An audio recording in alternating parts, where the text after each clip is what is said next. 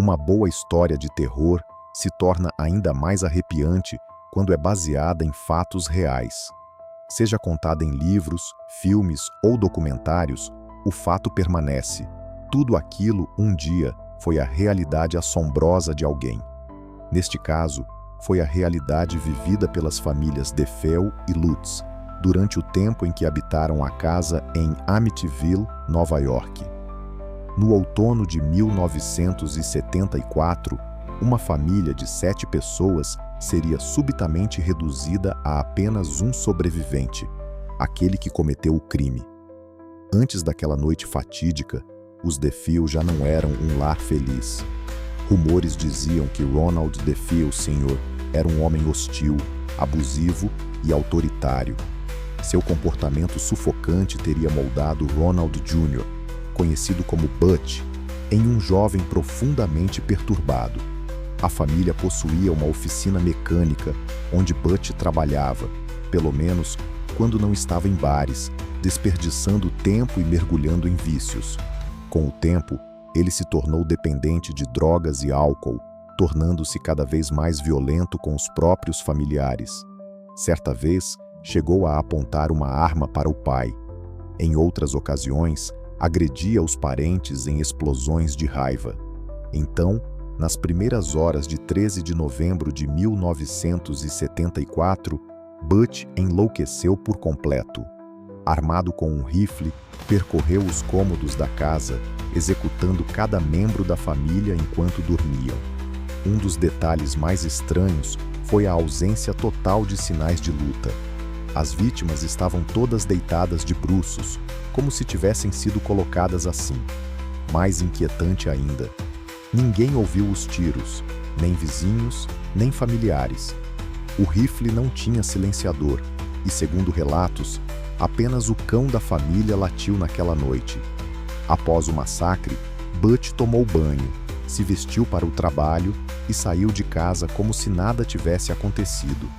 Mais tarde, retornou e descobriu os corpos, fingindo choque e alegando ter sido obra de um assassino da máfia. Sua história, porém, não resistiu à pressão dos investigadores. Em pouco tempo, confessou os assassinatos e mostrou à polícia onde havia escondido o rifle e as roupas ensanguentadas. Em seu depoimento disse apenas: "Quando comecei, não consegui mais parar. Foi tudo muito rápido. Muitos acreditam que vozes misteriosas o incitaram a matar, mas os psiquiatras da acusação afirmaram que Ronald Jr. sofria de transtorno de personalidade antissocial e que não havia nenhuma possessão, apenas crueldade e ausência total de remorso." Ronald DeFeo Jr. foi condenado por 6 homicídios e sentenciado a 6 prisões perpétuas consecutivas, cumprindo pena até hoje na Sullivan Correctional Facility, em Nova York. Ainda assim, uma teoria persiste. Teria havido um segundo assassino naquela casa? Pouco mais de um ano após o massacre dos DeFeo, a residência em Ocean Boulevard, Amityville, ganharia novos moradores, a família Lutz. Era o sonho de uma vida, ou assim parecia. George e Kathy Lutz, após meses de procura, encontraram o imóvel ideal. Uma casa colonial de 6 quartos, com piscina aquecida e casa de barcos às margens do rio Amityville. O preço? $80 mil, uma pechincha considerando o tamanho e o luxo. Mesmo ao serem informados sobre o massacre que ali havia ocorrido, o casal não hesitou. Casas não têm memória, diziam. Mal sabiam eles que a casa ainda respirava o terror do passado. Logo após se mudarem, estranhas mudanças começaram a acontecer. George, antes um homem ativo e focado nos negócios, tornou-se apático, irritado e sonolento. Todas as noites, sem falhar, ele acordava exatamente às 3h15 da manhã, o mesmo horário em que os assassinatos haviam ocorrido. Uma noite, ele viu sua filha de 5 anos, Missy, parada junto à janela. Atrás dela, a silhueta de um porco com olhos vermelhos o observava do escuro. Ao correr para o quarto, encontrou a menina dormindo tranquilamente. Poucos dias depois, Missy começou a falar sobre um novo amigo imaginário, um porco chamado Jody. O comportamento de Kathy Lutz também começou a mudar. George a observou dormir certa noite e viu o rosto dela se transformar, enrugado, envelhecido, como o de uma mulher de 90 anos. O fenômeno foi testemunhado até pela mãe de Kathy. A casa parecia drenar a vitalidade da família. As manifestações se intensificaram, portas arrancadas das dobradiças, enxames de moscas invadindo os cômodos no meio do inverno, pegadas em forma de casco na neve do lado de fora, gosma verde escorrendo das paredes e a descoberta de um quarto secreto no porão, pintado de vermelho sangue e ausente das plantas originais da casa. O ambiente exalava um odor intermitente e sufocante. Quando George tentou levar o cão da família até o cômodo, o animal recusou-se a entrar. Ele apenas recuou. Foi a única vez que o vi com medo de algo, disse George. Certa noite, ele ouviu música vindo da sala. Ao descer, encontrou o tapete enrolado e os móveis afastados, como se alguém tivesse preparado espaço para dançar, mas não havia ninguém ali. Desesperados, os Lutz buscaram ajuda espiritual. Um padre foi chamado para abençoar a casa, mas desde o momento em que cruzou a porta, algo o atacou. Uma voz rouca e gutural ecoou do nada, ordenando: "Saia daqui." Logo após a visita, o sacerdote adoeceu, com febre alta e erupções nas mãos, sintomas que o acompanharam por dias. Ele confessou ao autor Jay Anson que jamais sentira algo tão maligno, e foi esse encontro que motivou Anson a escrever o livro The Amityville Horror. Aquilo era uma confirmação, disse ele. Isso realmente estava acontecendo. Não era o exorcista, nem a profecia. Era real. Enquanto isso, dentro da casa, George e Kathy Lutz afundavam no desespero. George começou a ouvir vozes sussurrando seu nome. Via sombras se movendo pelas paredes e sentia um frio sobrenatural que vinha do chão. Os quadros caíam sozinhos, as portas batiam violentamente e a energia da casa parecia pulsar, viva, irritada, faminta. Kathy relatou ter levitado sobre a cama durante a noite. O casal acordava coberto por marcas e arranhões. Em meio ao caos, George começou a mudar.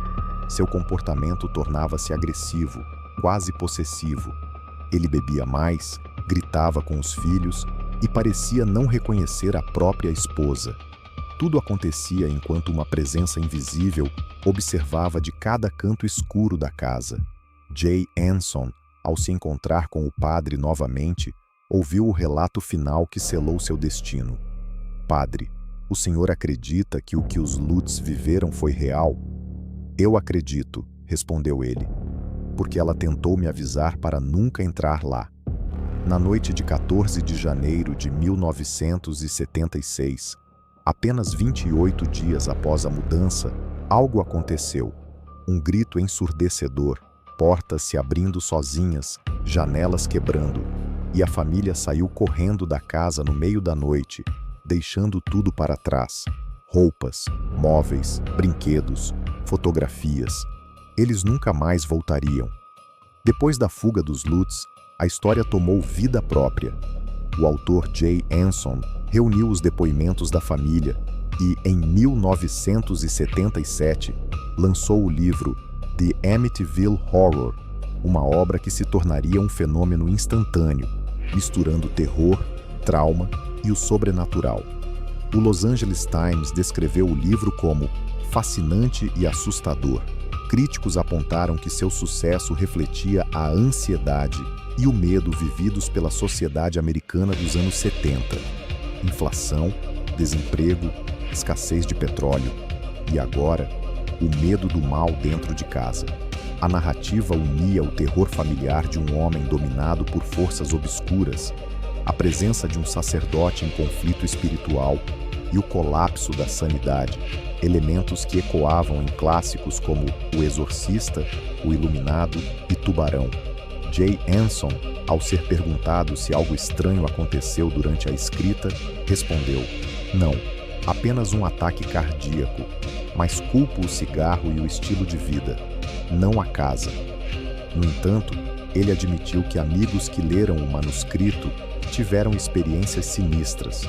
Um deles sofreu um incêndio no carro, outro quase se afogou, e uma mulher que leu os primeiros capítulos morreu em um incêndio.